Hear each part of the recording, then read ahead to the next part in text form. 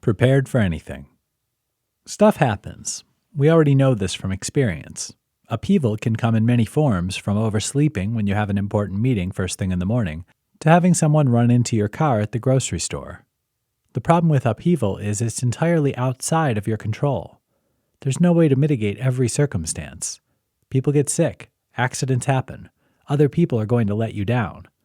By having a plan for when things go wrong, you can change entirely how you deal with the unexpected.